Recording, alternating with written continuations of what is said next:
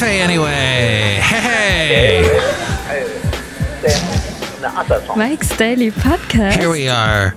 And it's episode 2563, 2563. Mike Matthews here at the last place. Mike's Daily Podcast. On Earth Cafe anyway, somewhere in Podcastro Valley.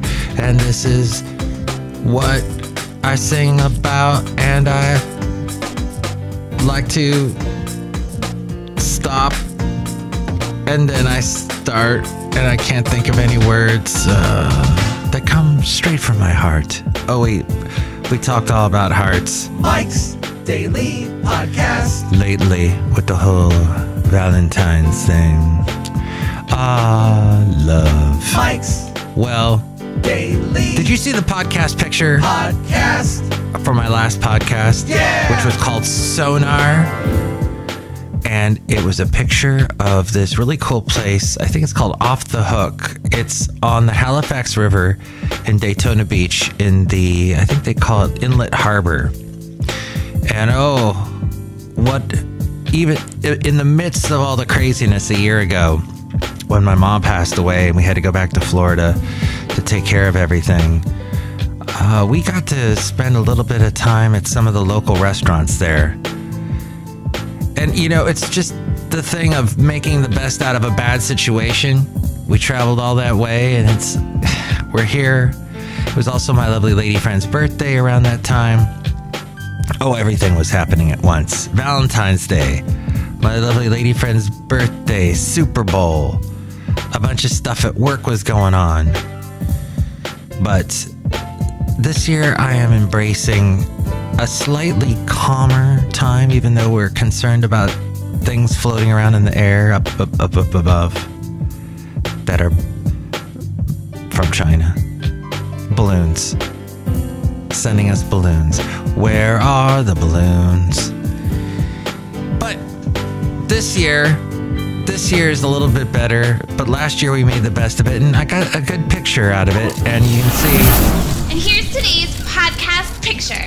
It at mikesdailypodcast.com. But today's podcast picture, I'm going to go with something recently. I'm not sure what it is yet, but you'll see it at mikesdailypodcast.com. And maybe it'll be the stray cat that we have that haunts our patio here, and Rocky the kitten, who's not on my lap today. Rocky's domesticated, Patches is not, and they kind of tend to war with each other in a playful way. And the late great Basil the Boxer would not put up with any of this. He would say no to this. You've got to stay away from cats, Mike. Well, it's not like he hated cats. He was just fascinated. He wanted to chase them. Occasionally, one would come up to him and smack him in the face. If we'd go on a walk, there'd be a cat that'd come up and go, you know, those really idiotically stupid, overly brave cats would come up to Basil and smack him in the face, which I advise cats not to do that. And Patches, the stray cat, has not done that, I don't think. That's why he survived all this time. But Americans are expected to watch more digital video. What? What's digital video? Isn't all video digital? Well, I'm talking more YouTube, TikTok, and Hulu versus linear television this year. A daily intake of 3 hours and 11 minutes of digital video, streaming, and social video. That's what digital video refers to. Not that anyone else is going to know that. I told you, you and me know that, nobody else. But apparently more people are into TikTok, YouTube, Hulu than regular television. And that is no surprise. And with traditional linear television, they watch just under 3 hours. So I guess it's not too crazy a difference. They're both around 3 hours, but I know I cut the cord. I've been watching internet, and though my internet, the cost for my to have my internet has gone up substantially. And that is very annoying. And somebody told me today, Mike, that's why you got to have kids. Because if you have kids, it's only like $10 a month for internet. Thank you, Michelle Obama. But darn it, I don't have kids. I have this cat. I have 2 cats. But not the... Well, speaking of other streaming services, Paramount Plus plans are going to increase $1 per month. Paramount Plus has hit 56 million subscribers. There's nothing on there that grabs me. Not even the Star Trek stuff. But it's got NFL Sunday games. It's got Yellowstone and Criminal Minds. So that's what makes it big. Jeff Bezos has a yacht that's $500 million, and it finally hit the open water. It's 417 feet long, and this week it is undergoing sea trials. It is set to be the biggest sailing yacht in the world once it's finished. What makes it a difference? Why don't we just call it a cruise ship? Why don't we just call it a ship instead of a yacht? I don't know. So the debt crisis is, it's not something to dismiss. Consumer debt has broken a record now. It has hit $16.9 trillion. That is up $1.3 trillion as delinquencies are rising as well. You should not get into debt. Oh, Mike, easy for you to say. Well, live within your means. Every financial expert will tell you that. I'm not a financial expert, but it just makes common sense. I try to be a common sense expert. The stuff that I say to people, I have to follow with the footnote, a very loud footnote, and stomp my foot and say common sense. As we go outside a cafe anyway, we're bringing Mike's Daily Podcast. Somewhere in Podcastro Valley, the last place on earth. Anyway. And let's see what else. Americans want a vacation this year. That seems to be a headline every year. But apparently, airline prices are going higher, and potential recession, it may have folks steering clear of travel right now. But the mounting stress drove people to vacation anyway. Airbnb said that their cross-border trips surged almost by 50% last quarter. And China's loosening COVID restrictions made travel from the Asian Pacific region the real big grower in the last quarter. People are ditching longer, quieter trips in favor of shorter days in bustling cities. Interesting. They want the action. They want the experiences. The bigger picture is that more vacationers want active experiences, and Airbnb is planning to invest in products beyond its main accommodation services again, giving renewed attention to offerings like experiences included guided local excursions for travelers. I'll give you one better. When we were in Mount Shasta, in the Mount Shasta area, back in, was that October or September last year, one of the things we did, and I talked about it on the podcast, was we met a horse that was connected to a 7th dimension unicorn in the 7th dimension. And this horse supposedly could make your energy, with his energy, could make your energy better and more clear, and you'd be happier. And the name of the horse was Doc Happy. And the story, the description I read on the podcast, go back to September and October, listen to those podcasts, and you'll hear it was one of those. But the description on Airbnb was hilarious. And my lovely lady friend was laughing her head off and saying, "Oh, that's so Shasta." But we actually did it. We went and we met this horse and this horse's mom.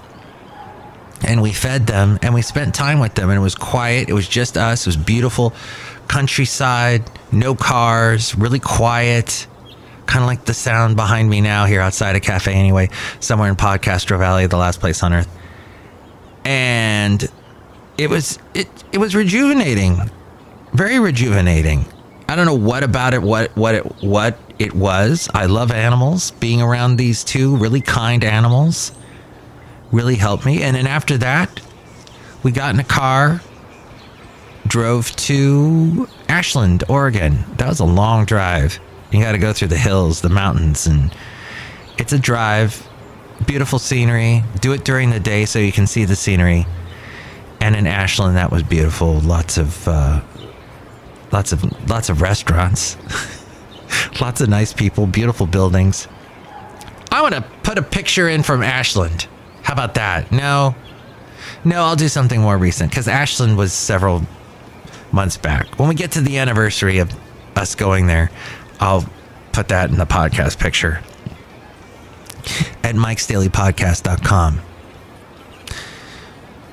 So this is interesting. Hertz Rent-A-Car and the oil giant BP have a plan to install thousands of chargers in major cities for use by Hertz customers and the general public. Ford is installing DC fast chargers at almost 2,000 of the company's dealerships. EVs are taking off. EV charging stations are popping up everywhere. Now, I don't know if this is true, but I heard today that if you are charging your car in California with our crazy high PG&E rates, you're actually paying more than if you bought a gallon of gas or, a tank of gas. I don't know if that's true or not. I'm likely to believe it because my PG&E bill has gone through the roof it's tripled. It's tripled, and I try and do things like there's a way where you can get the gas purchased by a third party and it's cheaper. It's very difficult. I can't find a straightforward explanation anywhere on the PG&E website, but you can do that, and that allows you to maybe save some money. There's also the care plan that they have, CARE. I forget what that stands for, but that helps you if you've got if it's too expensive and you make a certain amount, you can work that out. It helps you out. But still, this is how it is. I mean, it's expensive. Electricity is expensive here. Gas got more expensive, but there are apparently 2,000 fast chargers at Pilot and Flying J centers along U.S. highways. I found it very interesting at the time that we drove up to Shasta, and I have a gas-powered car. There's a Pilot and a Flying J on Highway 5 that usually the gas is so cheap. My jaw drops when I see how cheap it is. It was actually more expensive at Pilot and Flying J than it was in Podcastro Valley at that time. I don't know if that's changed since then, but Joe Biden apparently had nice things to say about Elon Musk, even though Elon Musk is definitely on a conservative trajectory and placating all of Trump's fans by putting him back on Twitter. But Biden praised Musk for promising to open 7,500 Tesla chargers to other EVs by the end of 2024. So not just Tesla. It's interesting. How do you square that circle when you're a staunch Trump supporter, conservative, and you've got this guy who makes electric cars? And electric cars, that's sort of an affront. It was for many years an affront to people that were more conservative. They're more about, drill baby drill. Let's get lots of gas out of the ground. I don't know. But these days, I'm willing to hear from people on both sides. And I try not to be. When I was younger, I was definitely more of an activist, more about like, oh, that side is wrong. That side is definitely wrong. But as I got older, I realized, well, wavy. I said wavy, which was a word that didn't exist until I actually said it. Wavy people have, if they bring their differing points of views together, they can actually create better ideas if they're not tearing each other's clothes off. No, wait. If they're not tearing at each other's throats, if they're not ripping each other's hair out. I don't know what kind of violent imagery I was going with there. Maybe you know. Give me a call, 510-228-4640, 510-228-4640. There was a song I used to like by John Mellencamp. It was on his Scarecrow album. You got to stand for something or you'll fall for anything. Later, Aaron Tippin would do a song that did well on the country charts. You've got to stand for something or you'll fall for anything, which is true. But be careful that what you stand for isn't completely so myopic. Oh, that took all my energy to say that word, myopic. But wow, I think that's what I was trying to say was, you know, you need to make sure that your ears are open. God gave you, have you heard this expression? God gave you one mouth, but he gave you 2 ears and 2 eyes. So you need to look and listen before you talk. Myopic. Don't be that. Okay. Outside a cafe anyway, somewhere in Podcaster Valley, the last place on earth. I didn't want to get too political on today's podcast. I kind of did that recently, and it left me feeling awful, and I had to go take a bath. Look who's here. Hello, Michael Masters, Madame Rootabega. All of these things are fascinating. Oh, yes, Madame Rootabega. Do you like the word myopic? Yes. Do you like friendly horses that can cleanse your energy that surrounds your body? Yes. Do you think that those balloons are listening to our conversation? No. No, they aren't. Neither is anybody else. Nobody listens to this podcast. Oh, well. The Daily Wire said, in order to solve a problem, the first step is to acknowledge that you have one. For the Biden administration, that means admitting that China is an enemy of the United States. Yet despite the Chinese Communist Party's affront to American sovereignty via spy balloons and other intrusions. So wait, didn't they say today that some of those crafts, balloons and whatnot in the sky were not Chinese? Well, Vice President Kamala Harris still views the Red Dragon, China, is I guess what they're referring to, the Daily Wire, as a respected challenger of the U.S. instead of a political threat. Fox News says Kamala made the comments in a Tuesday interview with Politico, arguing the U.S. seeks competition with China, not conflict or confrontation. Let me stop right there and say, I believe it was a couple Super Bowls ago when a certain Bill O'Reilly was interviewing a certain president named Donald J. Trump, whatever. So he's interviewing the president, and he says the conversation turned to Russia, and Russia was like, well, I mean, Trump was like, I think it'd be better to be friends with China, with Russia than not be friends. And Biden said, but they're a horrible country. But Putin, maybe they were talking specifically about Putin. He's like, Putin, he's a war criminal. He's awful. This is Bill O'Reilly saying this. And Trump's like, well, you know, America's done a lot of bad things. It's not like we're, you know, pristine and we're saints. President Putin was extremely strong and powerful. So basically, that's a complete opposite of what conservatives are saying now. And that is that China, you can't be friends with China. No, you can be friends with Russia, but not with China. I don't get that. I don't get that circle being squared at all. It didn't make sense to me just then when it came out of my mouth. But apparently that is what is being said by Kamala Harris. And if we actually say the sentence, maybe she is trying not to create create conflict. Maybe that's a feasible thing. Oh, but she needs to show more strength and actually create conflict and create a war. What? I don't know. But Kamala says, I don't think so, no.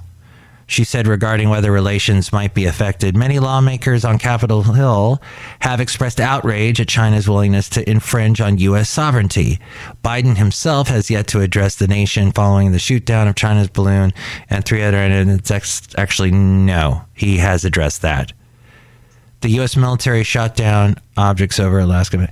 Anyway, that was from Cafe Anyway Fox News.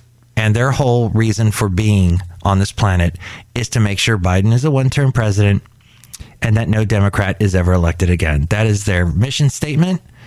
So take whatever they say with a grain of salt. Outside of Cafe Anyway, somewhere in Podcaster Valley where there might be some salt in this ground below me, I don't know. I haven't checked. I haven't done a soil analysis. But someone who has maybe created a soil analysis or two in his life, I don't know what this intro is. I'm not good at intros, I have to tell you. So anyway, it's look who's here. Hello there, Mike. This is Valentino, the parking attendant. And this is Bison Bentley. Do you know that? Were you trying to make some kind of joke about soiling? Something like Soylent Green? Soil's a funny word there. Yeah, soil. Do you know that? I like Myopic better, but you can tell me what you think at 510-228-4640, 510-228-4640. I need to get going.